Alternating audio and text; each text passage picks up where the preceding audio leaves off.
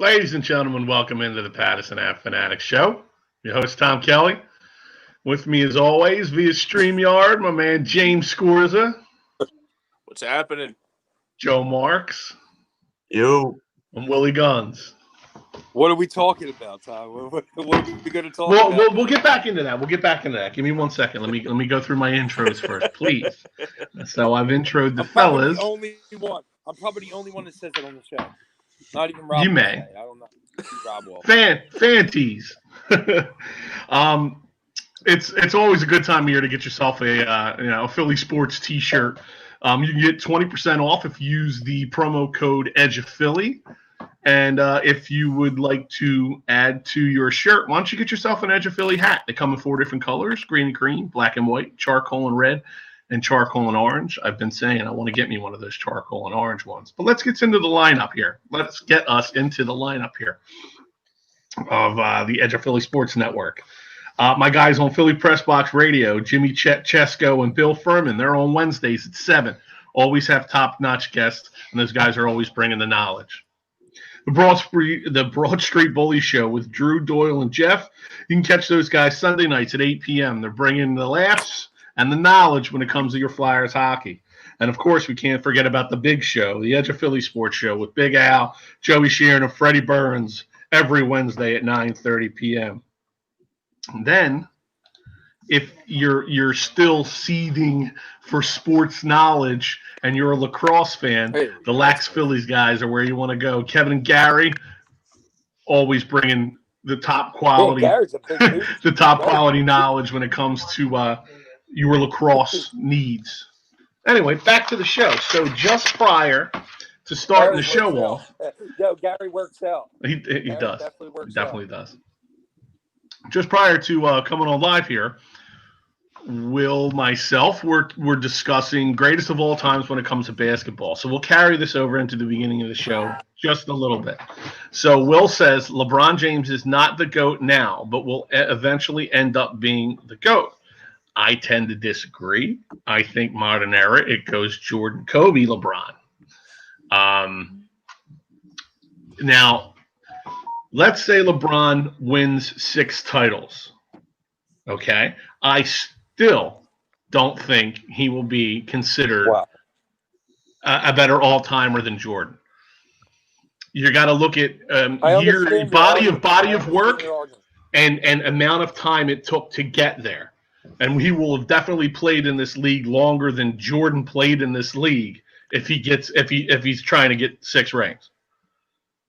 Well, is that not a great grade though for a basketball player? The fact that LeBron James is going to have a longer career than Michael Jordan. I missed him any kind of credit to being the GOAT? No. Does that give him a credit for that? That's got to be a grade. What, hanging on to try and get that last chip, putting young guys around you? I don't know. Switching teams again. What's he going to do? Go to a 4th team?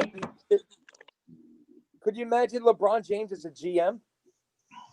I mean, I don't know. What does he do next? Move to Milwaukee so he could be with Antetokounmpo? What's he going to do next in order to win? He doesn't care. He doesn't care, Tom. You're nuts, dude. Don't give that. Are we evaluating the GOAT by championships? That's one cog in the wheel. Not me. Then how are we not saying Bill Russell's not the GOAT? I said modern era. Okay, I'm just saying. Every single basketball season, he has been talked about. Because if you go stats, you go Chamberlain. You go Chamberlain and Kareem. If you go championships, obviously Bill Russell has 11? Yes. Yeah. So if you go championships, But like I'm saying, modern era. You have to give him the GOAT. You would have to give Russell the GOAT. If you go by championships. Yeah, if you go by chips, you'd have to give. But then again, look at the size of Bill Russell and look at the NBA that he played in back then. Guys were as tall, tall guys in the league were as tall as Will, 6'1.5". Well, and that's why I think LeBron is kind of like a hybrid, and he was the first of the hybrids that came in, the guard forwards. He could play both positions fairly well. And he was like first of those hybrids that came out and was able to have that talent. Look, I'm not, and Will, when we have this friendly debate and we laugh and we poke fun and we joke around, I am not taking anything away from LeBron James. I think he's a monster. Like, he's just a physical presence. But I'm interested to see what James thinks of this, being the youngest guy on the show, being, 15 years younger than the rest of us, 10 years, 12, something like that. You have a different viewpoint than Will, Joey, and myself, who were all in close proximity in age. What person do you see being one of the greatest of all time, the greatest of all time, when it comes to Pat Bernard checking in, my man Pat? I mean, I would say probably if I had to look like to my generation, I would say probably Kobe being the GOAT number one, and I didn't see Jordan growing up, so I would say maybe like Kobe is like probably the GOAT to me. I think probably. I mean, like, it all depends on LeBron. Like, if he wins his like fifth title, and that's the thing too, is that if LeBron wins that title, he might be in the same competition as like Kobe is like being the greatest of all time. But so far, I say Michael Jordan and Kobe Bryant for sure is, and probably number 3 is probably LeBron, if that. Like, that's according to my generation. Pat, what the hell are you talking about? Pat Bernard, my morning, what is that? Well, that's information that you might want to share with Monique, Pat. You might want to. I think he likes the subject we're talking about. I think he TMI, Pat. TMI. Does he like the subject we're? I believe he does. I believe he's a fan. I actually think Pat we did one of our shows a couple of years back where we did a debate like this, and Pat was a part of that debate. So we don't need we can discontinue letting the world know that Pat's morning wood is up. We'll get back. Let's get it back to the debate here.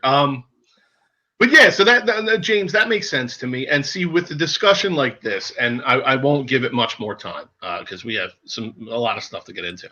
But with a discussion like this, there's too many variables, and on an opinion-based discussion, you're talking.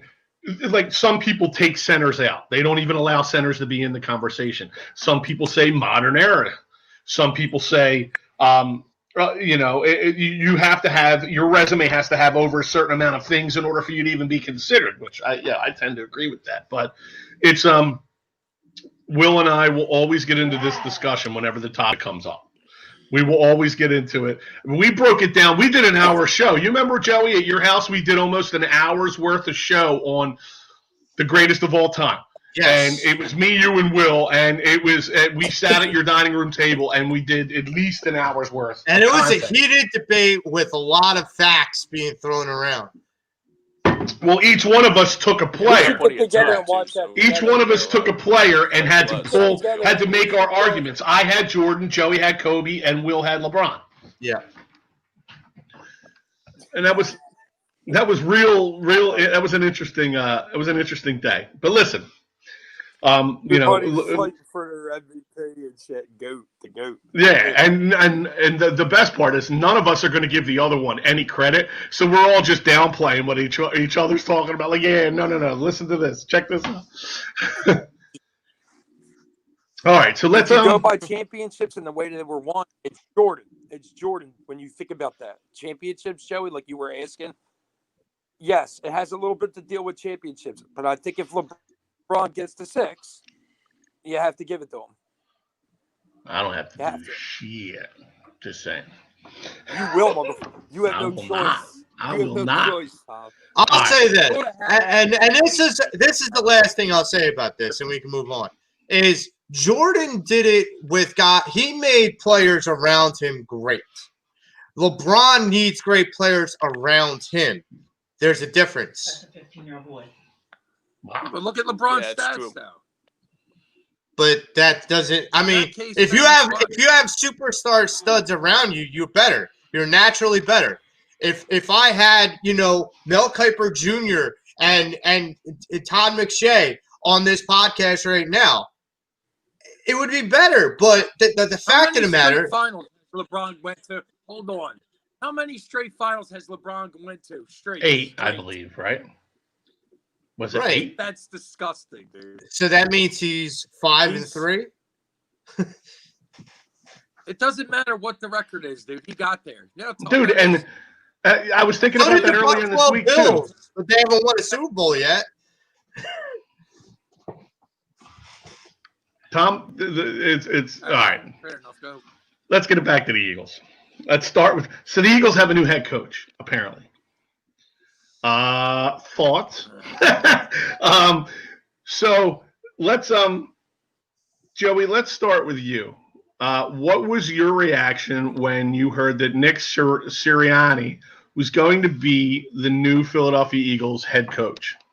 Well, I know the word you guys want me to say, but I'm not going to. But the first question I had was, why him?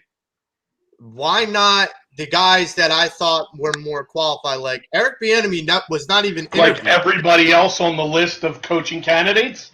Well, Eric Bieniemy, in my mind, was a front runner, and he wasn't even interviewed. Mm-hmm. And I was kind of shocked about that. But the question that I had was, and I'm looking at this guy's resume, and I got it right in front of me. What the hell is a quality control coach? Is he selling insurance to the? It's what I do on this show, so you guys don't kill each other. But that's, I mean, Joe, did you Google it? I did. I had to Google him. I don't know. I Googled him. What was it? So wait, you did Google quality control coach? No. I did not, because it didn't matter enough to me to really do it. And then you got to think, this guy was with Frank Wright, but he didn't call any plays. He was there for 3 years and didn't call any plays. He knows a lot about football, bro. Yo, it's in the Google searches. Hold on, here you go. A quality control coach is a member of the coaching staff of a gridiron football team whose primary job is prepping the team for a game, beginning sometimes 2 or 3 weeks before the actual game. There are 3 different types of quality control teams: offensive, defensive, and special teams. So that's the shortened definition of it. He prepares the team for the game. First coach in. Yeah, Joey. With water bottles and towels, and last coach out because he has to wash said towels. That's essentially what it is, and now he's the coach of your Philadelphia Eagles. Now, here's what I had heard.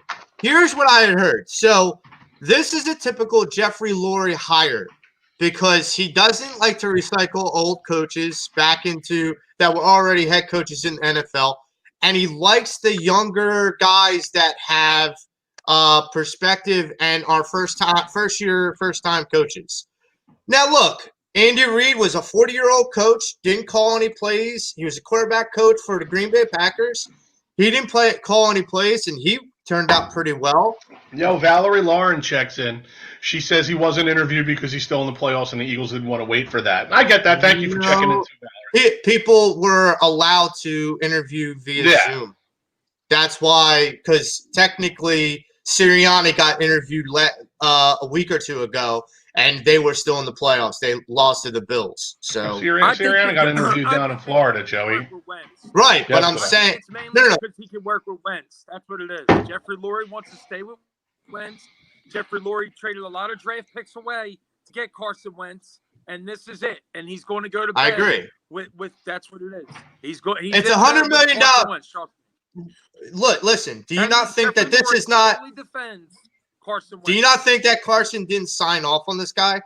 Like, before Jeffrey offered him the job, do you not think Carson Wentz signed off on this guy? Absolutely. This is the Carson Wentz guy. This is the guy that's going to keep Carson Wentz here. Right. And you make Carson Wentz happy. Yeah.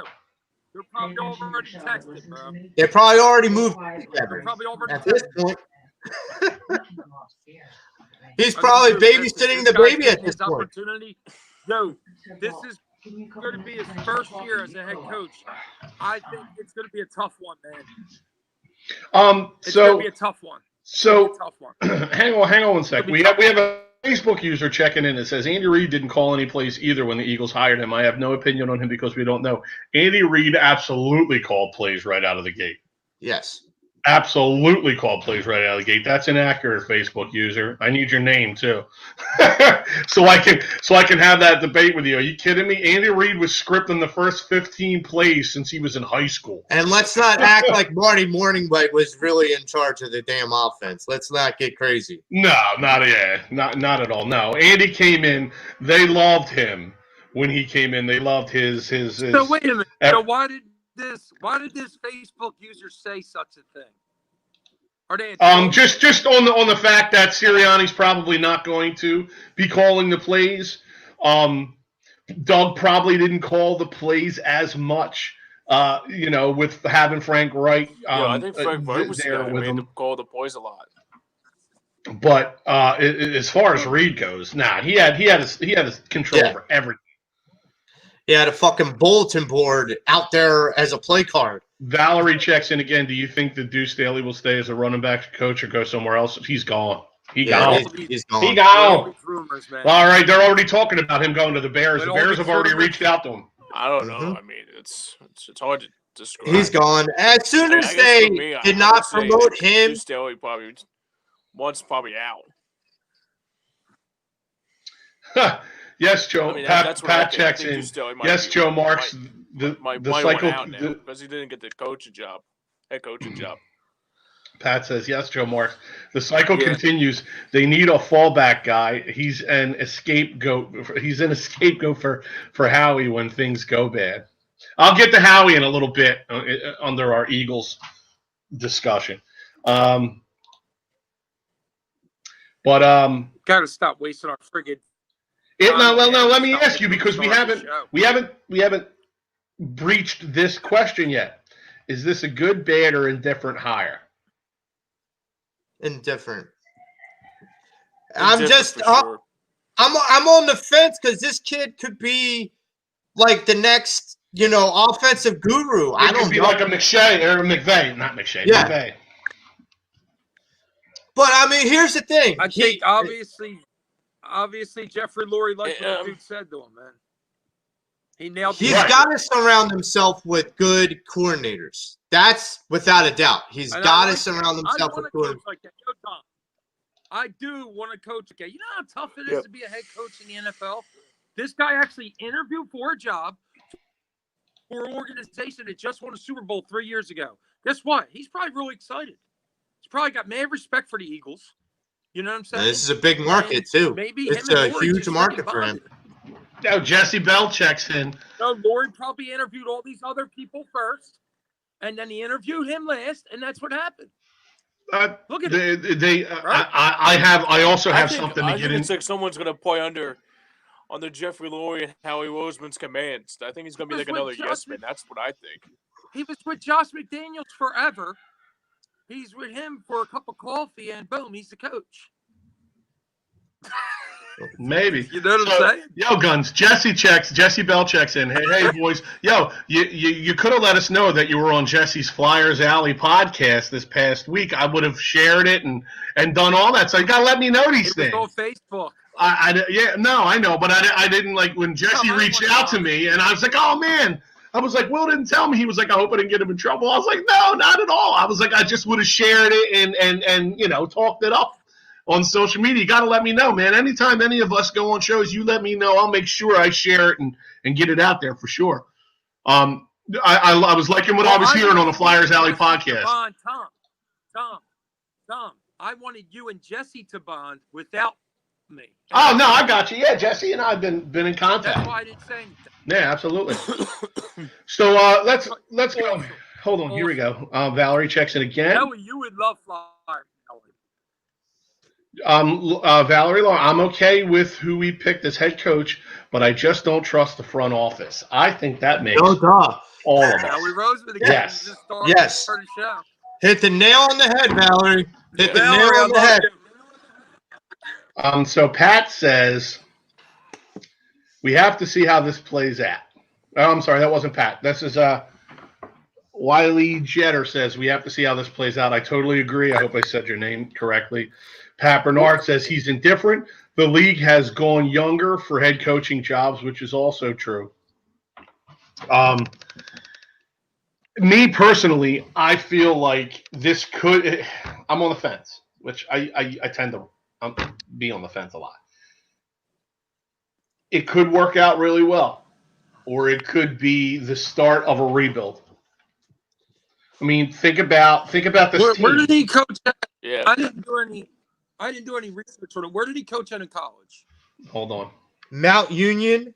He was a defensive back coach, and then IUP. He was a wide If Ray receivers Danger doesn't coach. know like who he is, then that's telling you something. Yeah, he came. Yeah, he came to Kansas City in 09. How did he get into He was the offensive quality control coach in 09. Assistant quarterback coach in 10. Offensive quality control coach in 11. Wide receivers coach in 2012. Went to San Diego in 2013 as a quality control coach on the offensive side of the ball. 2014 to 15 quarterbacks coach. San Diego / Los Angeles Chargers, 16-17 wide receivers coach, 18 to 20 offensive coordinator for the Colts, and now he's our head coach. So there's his resume. Wow. From college up. Moving on up. It's almost like Doug, dude. It was almost how Doug was. Yeah, dude, he's definitely ascending. He's definitely ascending. So we'll see. Pat Rogers checks in. What's up, Pat? My man. Good morning to you too, my brother. What's up, Pat? And Jesse checks in. Nothing but love. Golden Crown all day, baby. You know it. GC for life. Yes, sir. Yes, sir. Do you think, Valerie checks in again, do you think Eric's past accusations hurt him from getting any head coaching jobs? I wasn't even really paying attention to that. Does anybody else know about? I heard he's just a bad interview. That's all I've heard. Gotcha. I didn't even hear that. So did Tyreek Hill push him on the sidelines? Yo, did Tyreek Hill push his ass on the sidelines? So what I'm thinking, I think you are right about that. He did. I think Bieniemy might go somewhere else. He might probably go to Houston or something. I don't think Lord like that.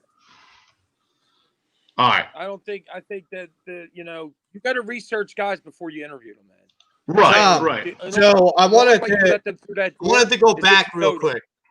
So Tom mentioned that the Sirianni's a lot like Doug. So in 09, 2010, Doug was the Philadelphia Eagles offensive quality control coordinator.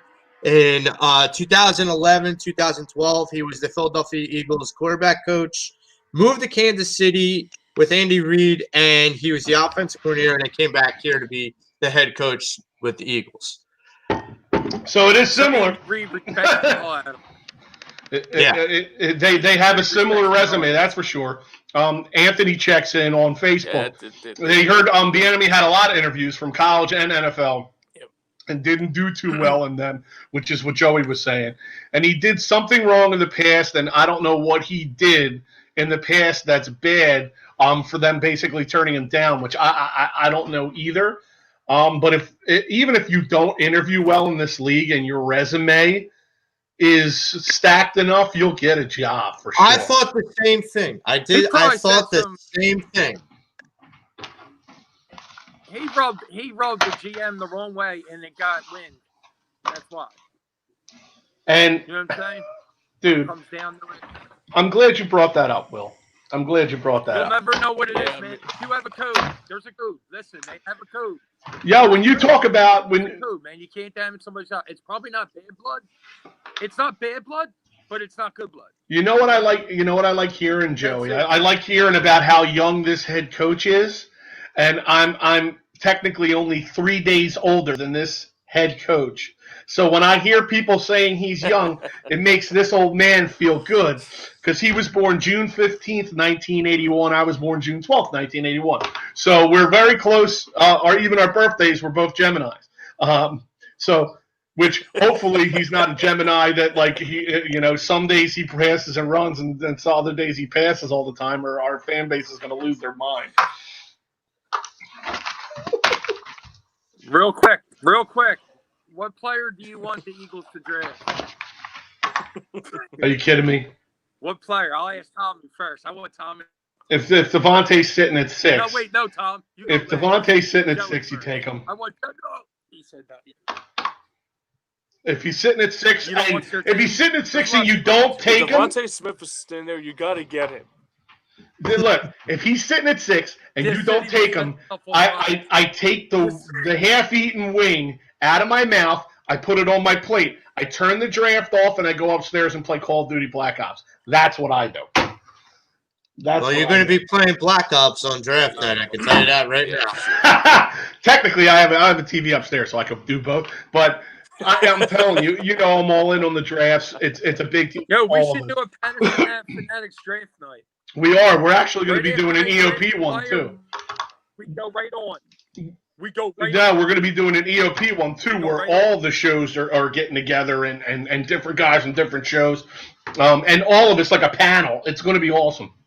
We'll get more details on it at our next meeting I have with Al and Joe and those guys. So, but yeah, you gotta take him if he's there. Yeah, if you guys get a chance, though, Tom. What? If you guys get a chance, listen to the Flyers Alley one that I'm on there. I will. You know I was on there. Surprise! I will. Surprise, mother. Okay, so let me ask you another question. For an hour, dude. Hold on. Is this the smartest person in the room move that the Eagles are known for doing when it comes to this head coaching hire? Are they outthinking themselves? Yes. Themselves. I think it's easy to say that because this guy was a no-namer before now. He wasn't on my radar. That's for damn sure. He wasn't on anybody's radar except for the Eagles. No, listen, Wiley, you can't say that. You got to say what player. No, Wiley could say that. He could say that. The Birds will blow. He could say how many drafts? Howie Roseman is still the GM. We can absolutely say that. He can absolutely. You got to at least give us a position. Give us a position. Yep. What kind of player? I would just, when someone says that to me. How about a GM? Can we have a GM in the draft? Yeah, Joey, that's a great idea. With the 6th overall pick, the Eagles draft another GM? Yes. I'll take it. I love it. That's what we got to do. So we got to draft. So let me ask you a question. I just asked if this is the smartest person in the room move, or do you think that this move was solely to help Carson Wentz get fixed and nothing else? I think it was to make Carson happy and to fix him. I think it was a part of, a combined effort in that, because you got $100 million guy. You're going to get him somebody that makes him happy. And I mean, you can't get Frank Wright back, so you get the next best thing. Do you think this is Laurie's idea? Do you think this is Laurie's idea, or is this Howie Roseman rolling the? No, I think it was Laurie. Carson. I think it was Laurie. I think it was Carson's. Wow. I think it was Carson's idea. Did Roseman hire any of these coaches, or is it always Laurie? Well, both Howie and Laurie interviewed him. Both Howie and Laurie interviewed down in Florida, yeah. Yep. So they had to agree on it. Yeah. So here's how the interview went, as per our friend E-Rock from 4th and John. He put out a little video the other day, and he said this is probably how it went. And they went, "Hey Nick, do you want to coach the Eagles? Yeah. Are you going to want control over players and personnel? No. You got the job. Congratulations." That's how E-Rock, basically, I'm paraphrasing, but that's how he said it. Here's the third question, Tom. Are you going to let Carson run his offense? Yes. Yeah. Look. What does Jeffrey Lurie draft? That's the question now. See? Now you know what's going on. Lurie's taking over. Or Lurie's giving Howie I am right here with Riley that the Birds need a center. Kelsey's going. The Birds need a guard on the other side of the ball from Brooks. They need another guard. So you need a center and a guard. Like if you go center, guard, 2, 3. Interior lineman. Interior lineman. Yep. I don't agree with them with the D-line on defense. They got one of the best front 4 in the league. But the problem is, if Howie's still what Wiley's saying if Howie's still the guy. Stick with listen. Hold on, Will. James let James go for a second. Go ahead, James. Yeah. If Howie's still like making the deals, then it's gonna be the wrong guy either way. I think that's the problem with it. It's like if Howie's gonna be still making the deals, then I don't trust him.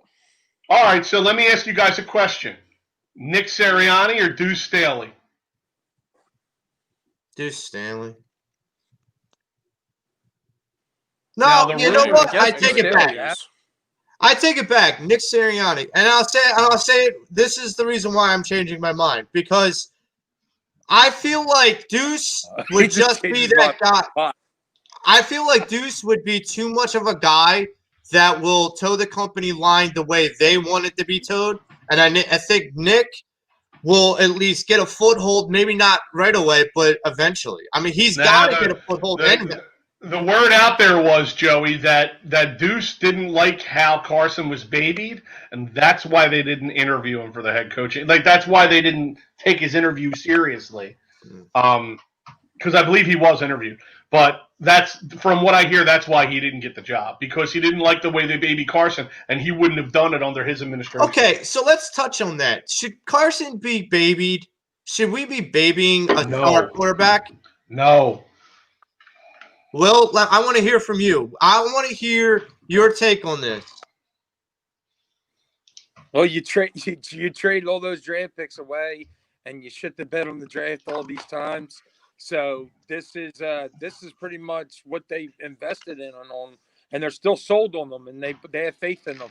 They're all men of faith. Yeah, but do you baby the guy? Do you goes deep? Do you baby the guy? Lord, it's weird. I'm telling you. What? Do you baby the guy? Do I what? Go ahead, say it again. Do you baby Carson No. Wentz? Do you? No. Okay. No, Okay. if I'm the head coach, you're getting what I give a quarterback. Right. Doesn't matter That's what. the respect I have for you, Wentz. I would tell Wentz that. I'd say, dude, let's just work on your game, man. Let's get it going. I'm not babying you, though. No. No, it's not about the think he is name a on the baby back of the enough. jersey. It's about the logo on the arm. I think people are seeing it a little differently. I think they're thinking that that's what it is, but I think it's somebody that's going to be tough on Carson. Somebody. I hope. Just, you know. I really hope. I really hope so, because I think he needs an ass kicking. And he's coached different positions in the NFL. What was that? Why? wide receivers coach? No, Wiley checks in. Cox is old. So is Barnett and Graham. Barnett's not old. Barnett's not old. They drafted him a few years ago. Yeah, Barnett's still in his Cox is 20s. a beast. Yeah. Cox is a beast. Yeah, Cox is a beast. Barnett's not old at all. Heart, soul, it's- And Brandon Graham's motor's like nobody Barnett else in the wants to league. Yeah, Barnett's not. Nah, Barnett, I think they drafted him the Although- Super Bowl year. I will tell you this: Josh Sweat's Wiley coming wants up to blow too. up the team. Wiley wants to blow up the team. Wiley's ready to trade the whole team. But would you guys consider this a rebuild? That's funny. No, only because they're not going to treat it as one. I would say so, Will? I'd say so. Okay. Yeah, it's going to happen. Sorry about the You delay, saw- folks. We saw have to pause to make sure that people are Zach done Ertz, talking. hold on. Zach Ertz, Carson Wentz. What's that? Zach Ertz. What about him? Zach Ertz, right? Carson Wentz. Mm-hmm. Kelsey. All those guys were on that sideline talking. Did that get back to Lori? Did that really tell Lori? Lori seen him on TV. It could have. And this is the direction they wanted to stay. I'm happy, dude. I was sad when I seen that. I didn't want Carson to get. That's me. That's all I wanted to say. I'm a Carson Wentz fan. I'm going to stick with him, man. I'm not a turncoat. That's Well, it. look, I'm Sorry, not- I didn't see enough that first time. I don't see this as a rebuild only because they're not going to treat. I don't feel like the whole organization is going to treat it as such, but I do feel like there is going to be a little bit of a patience game. Like, we're going to give Sirianni a little bit of rope, which I'm not sure that's a sound decision, but it's a decision nonetheless we're at. because no one's going to expect this guy to light the world on fire his first year as a coach. Right. It's almost like he's playing with house money. Yeah. It's almost like he's playing with house money. One, he has no control over player personnel. Two, he's probably not even calling the plays. And three, if he has a bad season, be like, oh, well, he's a first-time head coach. Not first year, first-time head coach. Yes. And you got to remember, if he doesn't do well within picking his staff, he's screwed. Because he need to have a good defensive coordinator because he doesn't know how to coach defense. So you're saying that we're going to go offensive coordinator calls the plays from now on? Is that what you think is going to happen? That's what I think is going to happen, and I think they're going to bring in a veteran OC. I believe Sirianni is going to, on his staff, whatever say he has in picking his staff, I believe a veteran offensive coordinator is going to be picked. Wiley writes, no excuses.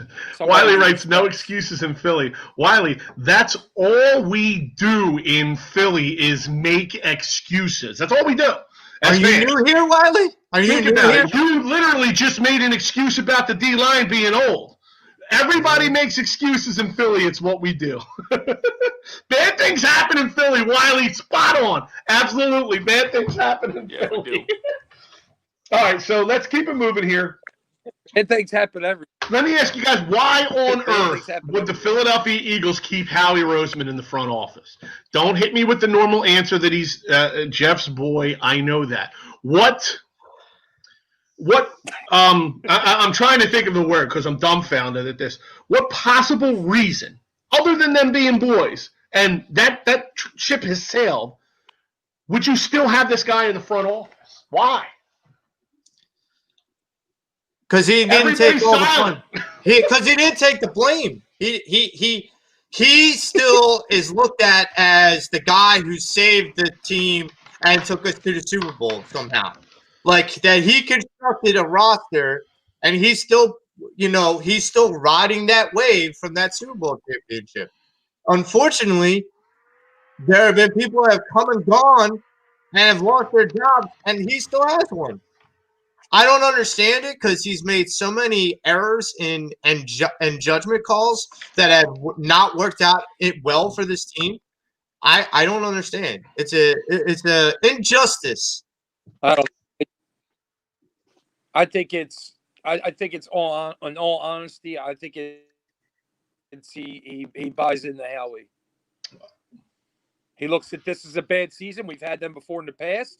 He knows how to look at that, and he believes in Howie. I believe That's all Howie's got some. Not even as a friend. Not as a friend. I believe Howie's got some crazy ass pictures of Jeff Lurie in some compromising positions. That's what I think. That's what I think. So let me ask you this question, and don't go with your knee-jerk gut reaction. Put a couple of seconds of thought into this. Will the Philadelphia Eagles regret letting Doug Peterson go? Might not be tomorrow, might not be a week from now, a month from now, next year, but down the road, in your eyes of how this could potentially play out, do you think they'll ever regret letting Doug go? No. Oh shit, No. that's a tough question, man. Probably, yeah. I mean, the guy won you a He might Super Bowl get back together. 3 years I don't know, ago. change the scenery. I think coaches can be replaced, unlike star players. Right. Because a philosophy only gets you so far, and then talent will have to take over. Yes. I agree with you, Joe. No, I mean, an angry guy. So it came down to where the Chiefs lost Bieniemy still.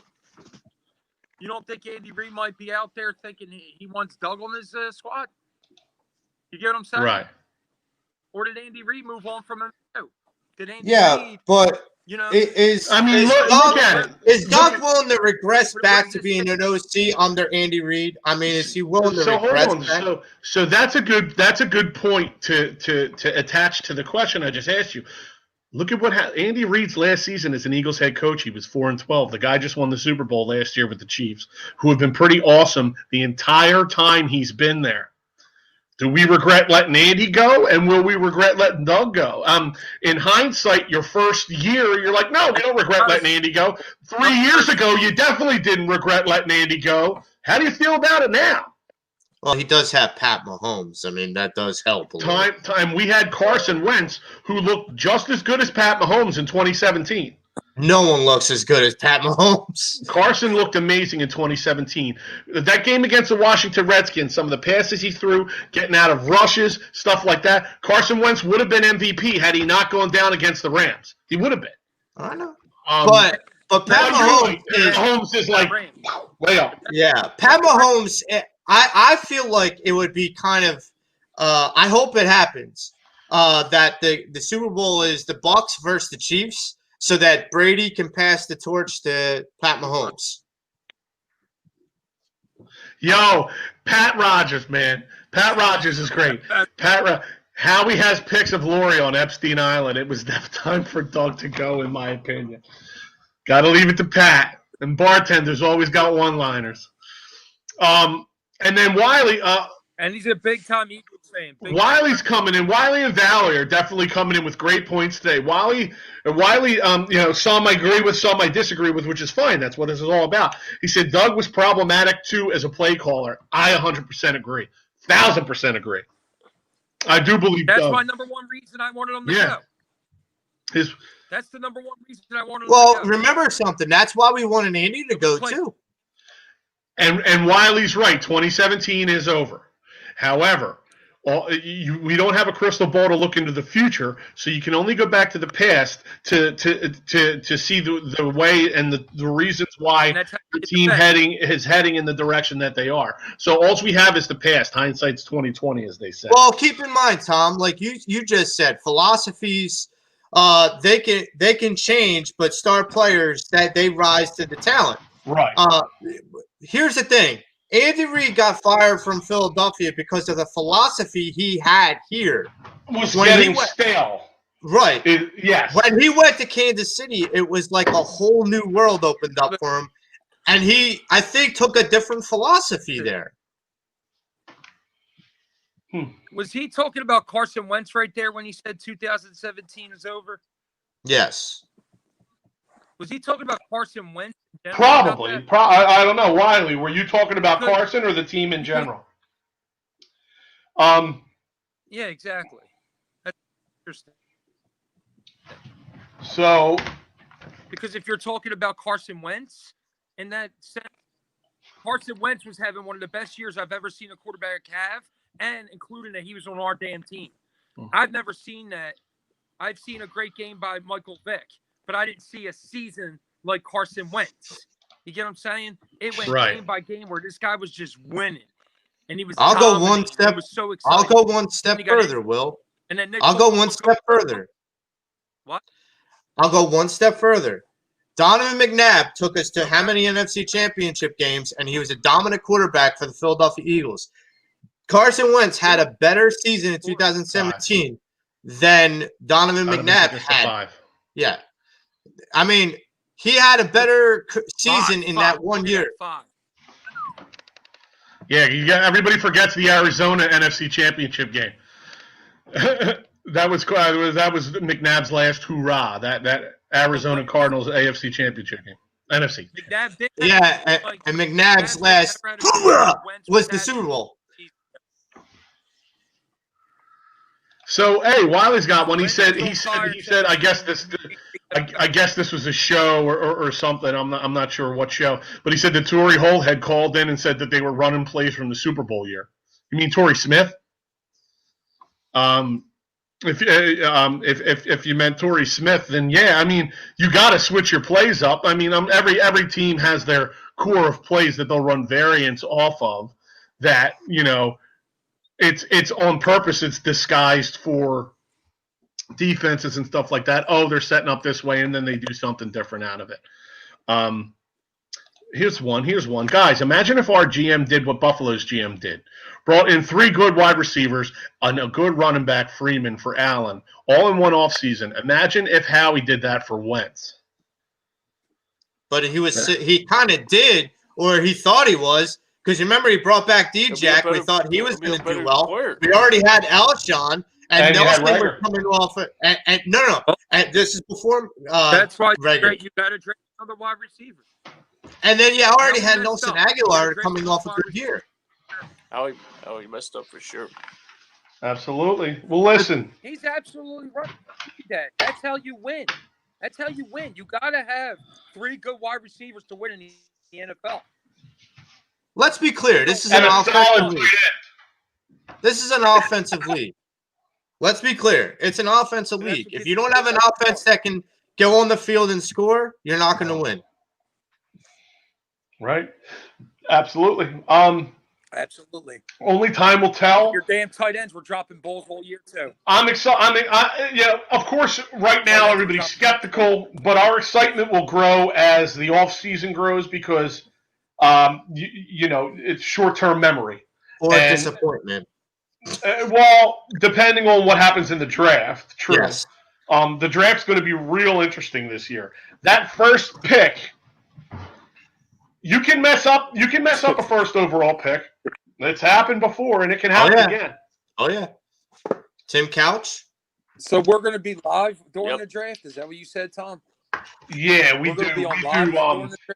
Last year for EOP, we did a live draft show, and we had a bunch of guys from the network on. So we may have to do 2 separate shows, same night, something like that. But we'll get all the details and particulars figured out. All right, so the Philadelphia Flyers have a big game today against Boston. Give me your all-time hate-the-face Boston athletes. And I'm going to go first, and I'm going to take one from each major sport from a Boston team that I absolutely cannot stand. And this Pat Bernard kind of did something like this on Facebook, so I'm kind of stealing it from him. Football, Tom Brady, hate the face. Respect, hate the face.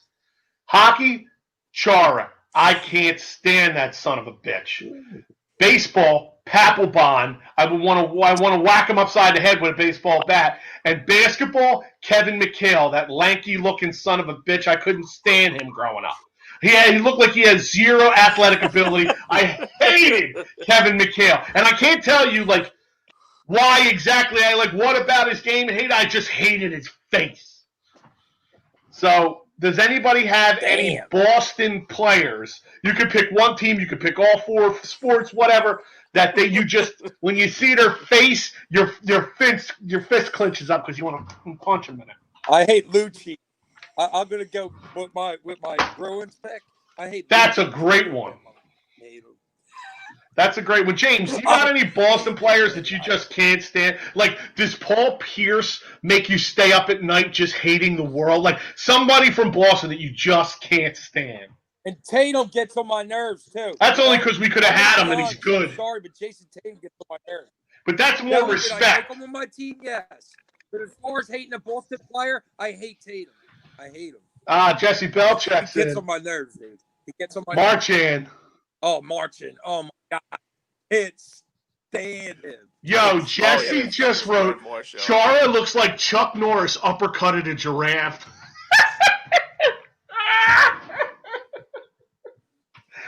Oh, man. Here we go. Facebook users chiming in, boys. All your answers are getting taken away. Belichick and Matthew Barnaby. Didn't Barnaby play on Buffalo, though? Yeah, Barnaby played with Buffalo. Yeah. Barnaby close. They both begin with B. Yeah. Belichick, definitely. Here's another one. Wiley's on fire today. I appreciate you, Wiley. Wiley checks in with Danny Ainge. That's another hate the face. It's another just everything. And of course, I get to hate the face from my man Gargano to Cuz. And I just Smart's another hate the face. Marcus Smart, but sadly, for me, not so much. Smart's from Philly, so I respect his grittiness. I hate it when he's playing against the Sixers. Yeah, for sure. But me personally, I don't. He balls out against the Sixers. He balls out. He does. He balls out against the Sixers. He does. He shows them what they could have if they wanted them. Yeah. Okay. So, could you imagine if the Sixers had Kemba Walker as their point guard? Can you please just do me a favor? Save all the point guard talk. I got something coming up in a couple of minutes for just the two guys at the bottom of the screen. Stick on the Flyers. We're on the Flyers. We're on the Flyers. I got something coming up just for the two at the bottom of the screen. Will, look to your left. Joe, look to your right. Right now. Look to your left. Will, Joe, look to your right. No, that's your left, Joe. There you go. Face off. 5 minutes, you two. All right? So I got something for you guys, but first let me hit you guys with this question. And Jesse, you can chime in because this guy. I know you got that hockey knowledge, brother, and you're going to bring it. Are the Flyers allowing too many shots on goal so far this year? Yes. Because they actually lead the league in it. Yes. How are you supposed to protect a young goaltender, be it really good goaltender, but a young goaltender if he's seeing more shots than anybody else in hockey right now? How are you supposed to protect that kid? You can't.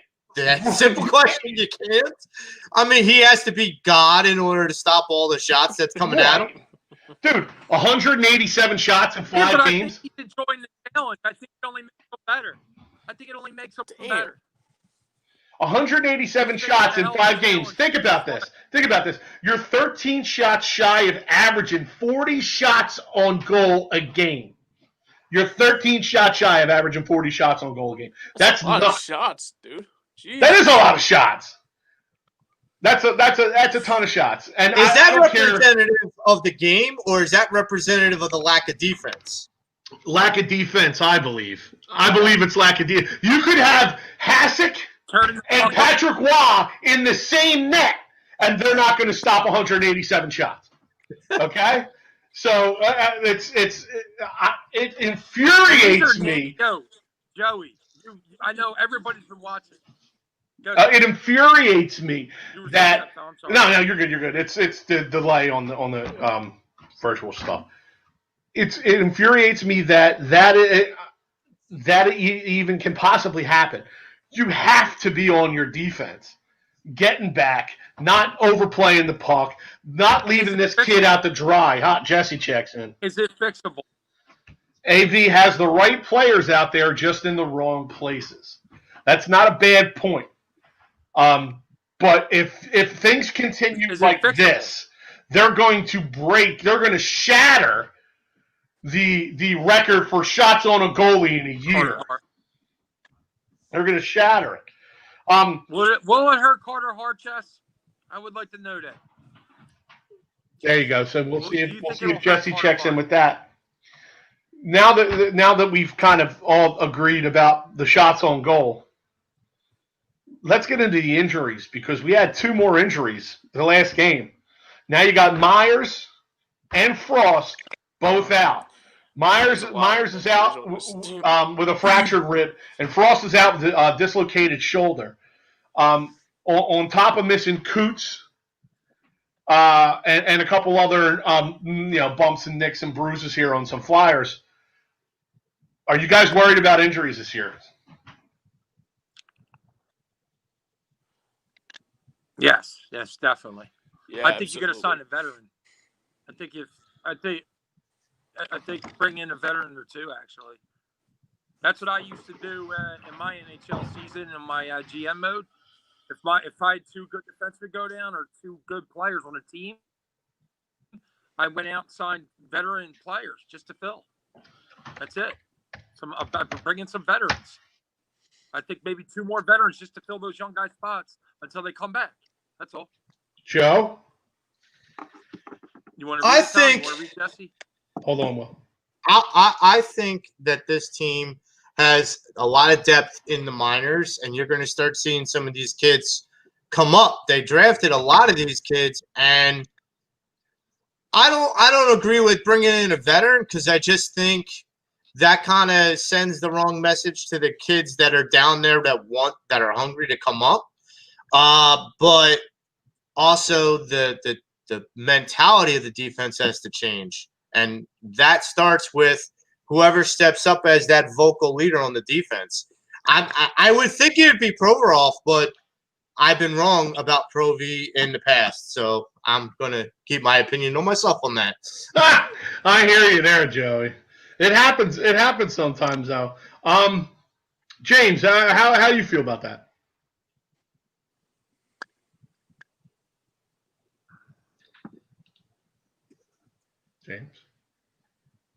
James, you there, buddy? James. Oh, I'm sorry. Hey, man, what's up? We're on the show. How you doing, pal? I'm sorry. I'm sorry about that. That's all good. I'm kidding with you. No. Yeah. I think the injury bug is really bothering the Flyers a lot. I mean, you bring in the young guys, and I know for sure it's going to be tough down the road if they can continue with the injuries. It's going to hurt them. But it's a little bit of a head scratcher, a little bit, Tommy, if you ask me. Honestly, I think if you look down to it, I think they have to do. I mean, basically, look, it's a shortened season, and this is like a fight to the finish line, and so they have to be more in perspective and have to look on the other side of it. But yeah, but this is not a good sign so far with the lack of injuries happening so fast. So you gotta be really careful with because like depending on the injuries, like Morgan Foster looked like it was just a bone check and hit, and he fractured. What did he hurt? His arm or something? Frost. I just had it right here. Dislocated shoulder. Shoulder. Okay. That was. I know it was like something. It's been physical for the in guys his out there. upper body. That's what it is. So, listen, hockey's a physical sport. A physical sport. It is. That's the way. You know what's? Hold on. Somebody just checked in. Give me 1 second. And then I got one from Al. Jesus, Al. Hold on. Welcome to the show, Al. Somebody checked it. Al's away. Bill Covington Jr. checked in, and it's touching on exactly what you just said. Of course you are. Hockey is a contact sport. It ain't ballet. This Flyers team isn't as physical as other Flyers teams in the past. Well, that's the state of the NHL right now, too. That's the way that the game is played now. No, it's true. It's true. I think it's because. Go ahead. I think because they hesitate. Well, they're not aggressive. The refs call everything, and everything is a penalty. I mean, it's like the things that I did as a player to Will or to Tom, I'd be in the box more time than I'd be on the ice.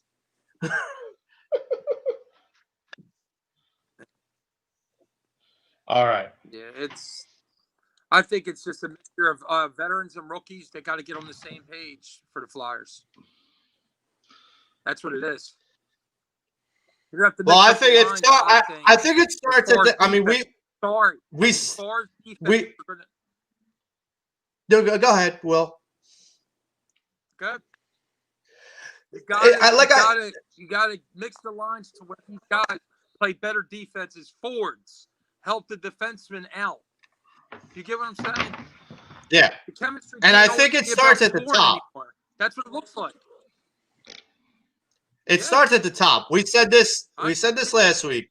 It starts with Giroux and it comes down from there. And when you have Claude Giroux and Jacob Voracek that are both Giroux's who on line 2 and Voracek's on line 3. It makes it either a statement from the coach to the players, but I agree, Will. Al checks in. Joe says, sorry I'm late. Love making session with the wife went a little longer than 3.5 minutes. New personal best. Congratulations, Al. And better still, congratulations to Mrs. Safari as well. Sounds like a blasty blast. Again, everyone's getting wood today. Everyone's getting wood today. Off and running in the shenanigans here at the Pattison Ave Show. So let me get to the head coach. What is it about AV that makes this fan base? It makes him so likable to this fan base because I fucking love this guy. Every time I hear him talk, I want to run through a wall. I know that's a cliche thing to say. but I want to run through a wall for the guy. You respect him. That's what it is. It's respect. The respect and the lack of a loyalty Taking the team that he has. It's respect. That's what it is. Yeah, I think he wants everybody enjoys like To playing get with him. respect of a Philly fan base, Tom, What? is tough. To get respect to the Philly fan base is not easy. It's not easy on any sport. No, this is a tough town. I think it's about his mentality of wanting to win now. Like, he has already said, like, winning a playoff game is nice. Winning a playoff series is nice. But I want to win a championship. And I think the mentality that he wants to win, and he's willing to do whatever it takes to win, and he doesn't care who criticizes him and who scrutinizes him and whatnot for all the moves that he makes. He doesn't care. He wants to win, and he is dire to make that happen in this city. And listen, this city is hungry for a cup. They've been hungry for a cup for over 40 years. Well, 50 years almost. So you got to understand, like, this is a guy who's kind of reaching down to the soul of Philadelphia Flyers sports fans and saying, I want to do this not only for me, but for you guys. I agree. Right. And Al said that's what a good coach does. He holds people responsible. The problem is in Philly is that the same shit keeps happening over and over again. The same shit on every single team. Every single team winds up having bad hires, and this is what happens. You know, how many times we signed a free agent that were like, yeah. Right. I remember that's so many people. Or they hired free agents that were past their prime, and they still sold it to you like they were in their prime. JVR. If you bring on someone that is past their prime as a role player, figurehead for your team, that's one thing. If you bring on someone who's past their prime and sell them to your fan base as they're the same, like Jaromir Jagr. Now, that was an example. They didn't sell him being in his prime, but that's an example of, hey, we're bringing him in as a mentor to some of the younger guys and stuff like that. So it's all about how the front office spins these things too. I mean, I look back at like JVR coming back, that's why I had high scrutiny about him. That's all right. Like, I had high scrutiny about JVR coming back. I actually like him and what he's brought. Yeah, right. Me too. He's playing pretty good this year. Yes, and so he played good last year, and I just feel like he's not a guy who we thought was going to be washed up. I thought, okay, we're getting a guy who may be coming to the bottom or the end of his career, but he still has that vigor, and I'm glad. Oh, it's in hockey, players tend to stick around longer than other sports. Remember that. Jagr's still playing. That's crazy. Mm-hmm. Exactly. Makes me think, why isn't JR playing, Tom? James, what do you think, brother? Did James here? What's that, Will? James. Could James hear us? What does he do? He's just on a wicked delay. James, you got to try and do it maybe in your room next time. Then you might not be on such a delay because you're in the basement. I'm thinking that might be what's putting you kind of into. You're like on last week's show right now. That's how much of a delay you're on. He's not saying anything. He just sees our letter. We're like, James, hello from the future. I'm trying to get Jesse on, Will. I can't. The login's not working. So maybe next week or the week after we'll set it up and we'll get Jesse on the show with us. I'm trying to now while hosting the show. So, And then maybe we can get you on Flyers out, Yeah. TK. Yeah. TK, maybe we can get you on Me, Flyers Joey, out. James, dude. Maybe we can get You know on it. Flyers out. Jeez. Exactly. Yo, somebody now look, somebody with some sense and knowledge checks in on the board. Exactly how I want to wake up on Saturday morning to the voice of Tom Cal. You know what? We do have some quality viewers. I'll tell you that right now. Is that a golden? I don't know. Facebook user, check in. Give me a name so I know who you are. But come on, man, you can't do that Facebook user shit. Listen. I'm going to jump into the Sixers here because it'll be a little bit shorter than our normal shows here today. A random comment. Hold on. It'll be a little bit normal. Joey, you agree? This is going to be shorter than our normal shows here today because I got to run here soon. I got my stuff for Gracie Feast. How long we going? What? About another 10 minutes. I got something for you here. So this is for Will and Joey. Show up and win. I like it, Joey. So this is for Will and Joey. I want to pick up your Ben Simmons discussion. It'll be nice and call it a discussion from last week. James, you and I are going to sit back on this one. I'm going to set the timer. I didn't say anything, Tom. I'm going to set the timer on my phone. Here we go. Stopwatch. You both get 2 minutes. Joey goes first to argue your Ben Simmons points. Points against and points for Ben Simmons. The 2 minutes begins when Joe Mark starts talking, and I'll give you a 10-second warning when it's when your time's about to run out. Whenever you want to start, Joey, I'll then start the clock. 2 minutes to defend or rip Ben Simmons. Go. All right. So a lot of people in this city and a lot of people that are pundits for Sixers have either been a fan of Ben Simmons or a critic of Ben Simmons. I have probably been in the minority of being a fan of Ben Simmons. The first thing that people want to do is say, let's just trade away this talent. He's 25 years old, and he hasn't even hit the apex of his potential. And my feeling is that once he hits that apex, if we're so quick to trade him, if we are so quick to have the lack of patience to see what he can accomplish at his apex, then I feel like we're doing an injustice for not just ourselves as fans, but ourselves as a city. Because this is a guy who's a smart, intelligent player. He doesn't have to score 35 points. He doesn't have to shoot 35%. He can contribute in so many different ways.